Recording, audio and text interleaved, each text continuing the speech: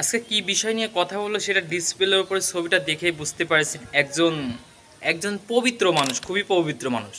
এই খানকির পোলাদের জন্য আজকে আমাদের দেশের লাখ লাখ স্টুডেন্ট, লাখ লাখ বেকার চাকরি পাচ্ছে না, প্রশ্ন ফাঁস করছে, লাখ লাখ টাকা হাতিয়ে নিয়েছে, আবার নাকি নামাজ পড়ে।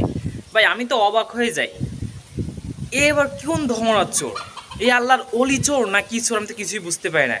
এইসব খানকির পোলাদের জন্য আজকে আমাদের একজন যোগ্যতা সম্পন্ন ভাই পাবলিক বিশ্ববিদ্যালয় থেকে পড়াশোনা করে হাজার হাজার টাকা খরচ করে বাবা মা পড়াশোনা করায় একটা চাকরি নিয়োগপত্র পরীক্ষা দিতে গিয়ে সেখানে সেই নিয়োগপত্র ভালো মতন পরীক্ষা দিলেও তার চাকরি হয় না। এসব খানকির পোলাদের জন্য, এসব খানকির পোলাদের কি বলবো, আবার তার ছেলে নাকি রাজকীয় গাড়িতে চলে। আমার তো মাথায় কাজ করে না যে সারা বছর আমরা যে চিন্তা করে দেন একদম ড্রাইভার এই খানকির পোলা, মানে এত টাকা ইনকাম করছে, তা আবার কুয়াকাটা এবার হোটেল উদ্বোধন করছে, তারপর বাড়ি করছে অনেক সুন্দর করে, তো মাথায় কাজ করে না।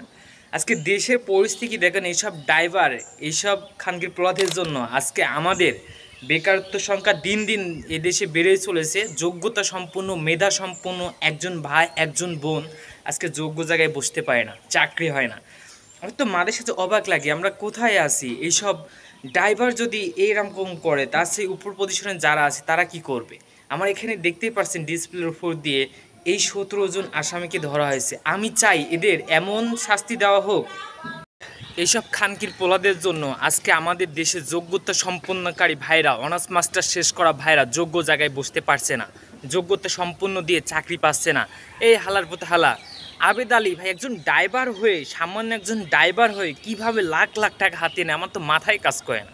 আমরা অক্লান্ত পরিশ্রম করে তার বিপদ কিছুই অর্জন করতে পারি, কিন্তু আবেদ আলী এই হালার পথে হালা, এই খানকির পুত কোটি কোটি টাকা হাতিয়ে নিয়েছে। আজকে দেশের যোগ্যতা সম্পন্ন ব্যক্তিকে কোথাও মূল্য দেয় নাই। এইসব ড্রাইভার, এইসব চোর বাটপারদের, প্রতারকদের রাষ্ট্রীয় আইন অনুযায়ী এমন শাস্তি দিতে হবে যেন আর কেউ করতে না পারে।